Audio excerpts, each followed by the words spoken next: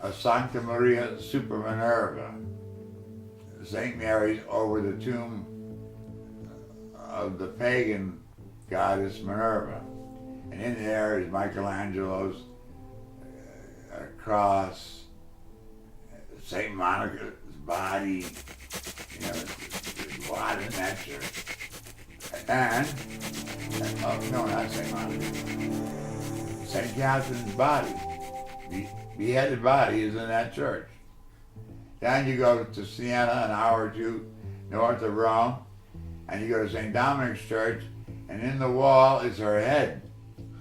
And next to it is a glass, like vase, with her finger.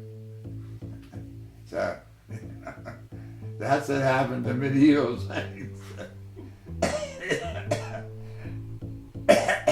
And there was one place in southern Italy, they used to hang the monks up on hooks and let their bodies rot.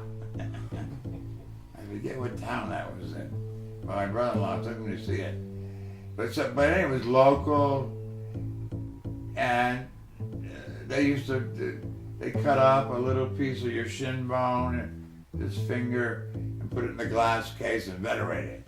And then they used to rub themselves with it when they were ill.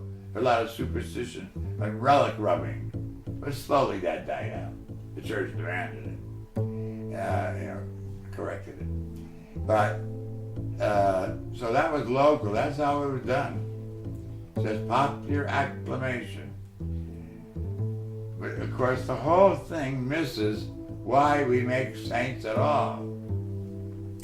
And most of the saints, you have to understand, your mother, my parents, this one, that one, are saints themselves by their holy lives that they've lived for years in faith. But we're talking about canonized saints. But what's the purpose? People have forgotten the purpose. They've forgotten the purpose. The purpose is that you study their lives because they're role models.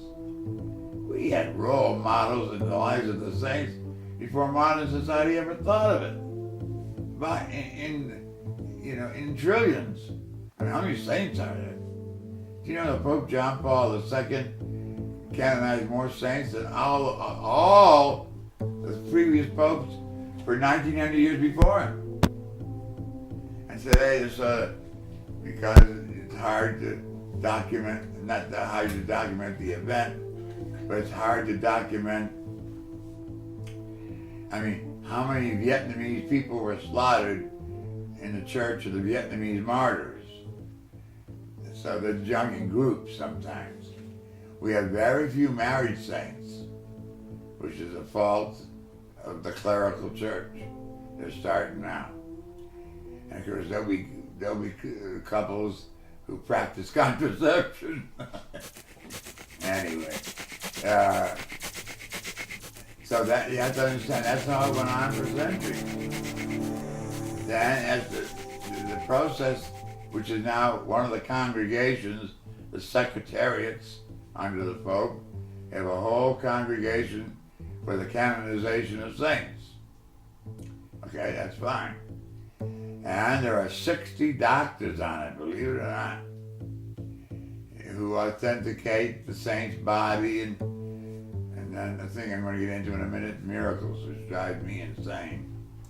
So now you got to go through a process. And there used to be, they don't have it anymore, the devil's advocate. That's the guy that would come and protest or document your unholiness. You did this, you did that, or we found this out, or you weren't kind, or whatever. Okay. So that was the devil's advocate, from which has gotten into the main language, right? I'll play devil's advocate, people say to each other. And so in addition to the holiness of life, to promote you or to get you to be a public figure, you're some obscure nun in a cloistered monastery in 16th century France, like Saint Margaret Mary Alacoque. I mean, how would you know about it?